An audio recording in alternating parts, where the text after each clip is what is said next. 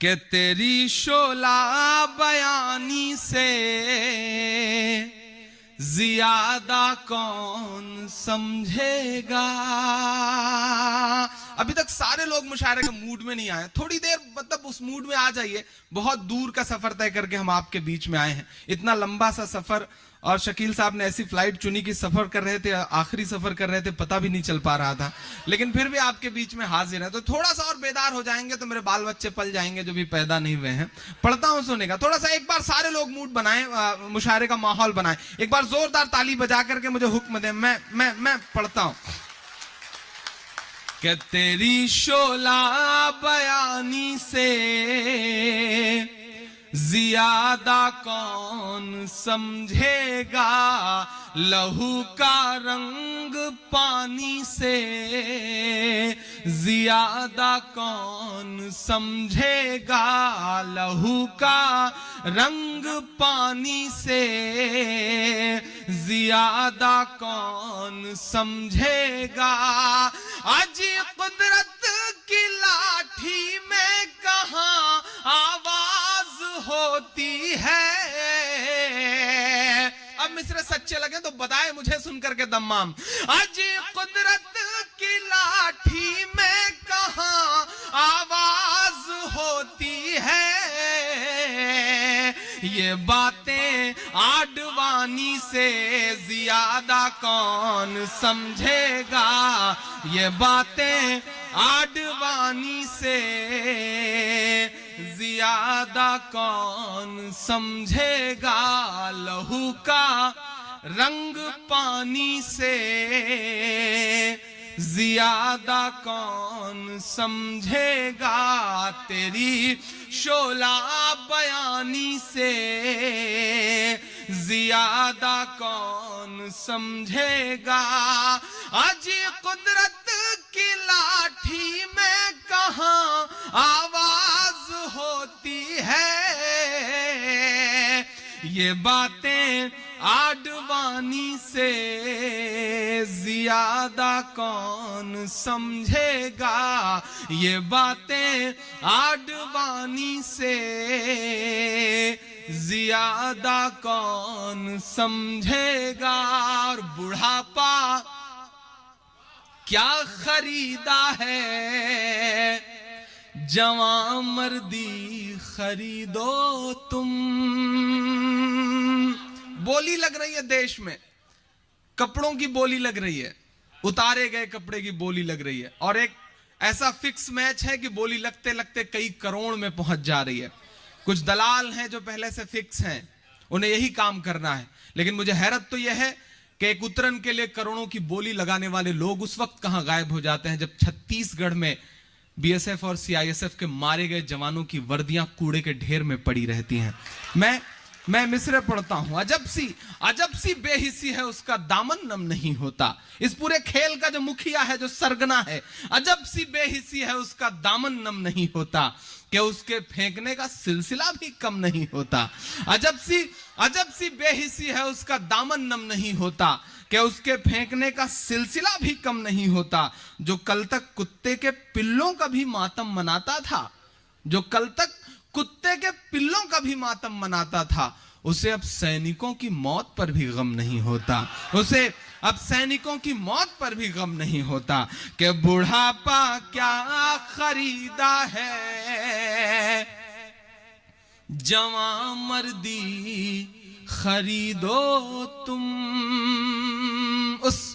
उस कारोबारी के नाम जिसने पता नहीं उसमें कौन से सुरखाब के पर्दे खिले के करोड़ रुपए लगाए, 4 करोड़ समथिंग, मैं उसके नाम में मिसरे करता हूं कि बुढ़ापा क्या खरीदा है, जवां मर्दी खरीदो तुम।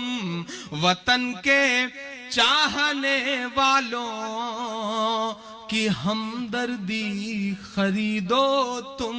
वतन के चाहने वालों की हमदर्दी खरीदो तुम।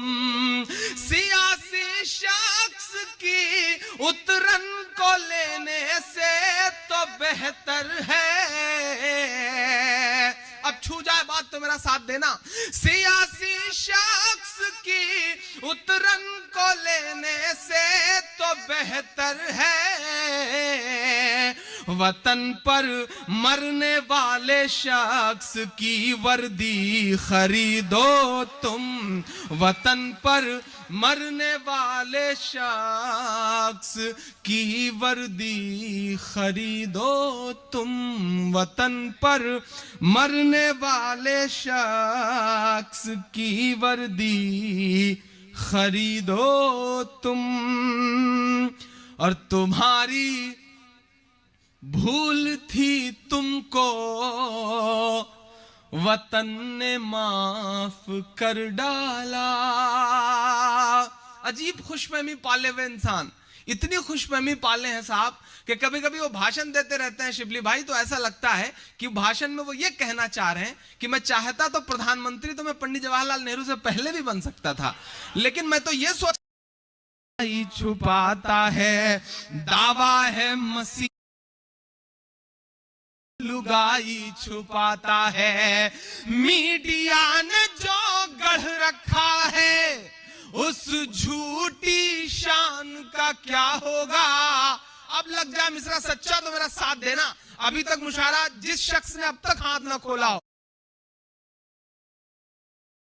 ने जो गढ़ रखा है उस झूठ, वो चाहते हैं कि हिंदुस्तान छोड़ दें हम। बताओ भूत के डर से मकान छोड़ दें हम। मैं मिसरे पढ़ता हूं कि हम तो फारस अरब से भी आए नहीं।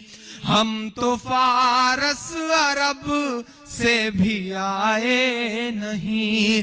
तेरे अपने हैं हम तो पराए नहीं। तेरे अपने हैं हम तो पराए। हम पे ढाए गए इस तरह से सितम, हम पे ढाए गए मुद्दतें हो गई मुस्कुराए नहीं। मुद्दतें हो गई मुस्कुराए नहीं। मेरे पुरखों की जागीरदारी है ये कि दिल्ली बता धोखा तुझे कब हमने दिया है। दिल्ली बता धोखा तुझे कब हमने दिया है।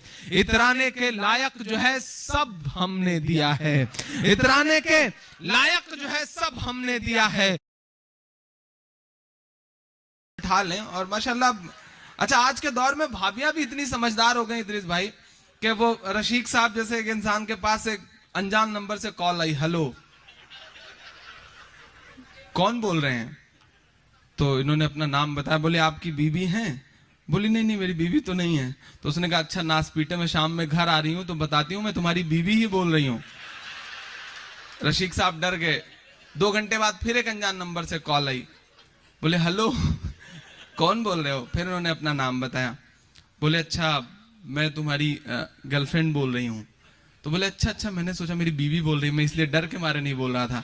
तो उसने कहा फिर कहा अच्छा नासपीटे में घर आती हूँ तो बताती हूँ मैं तुम्हारी बीवी ही बोल रही हूँ। तो ये भाभियां भी बड़ी समझदार हो गई हैं माशाल्लाह।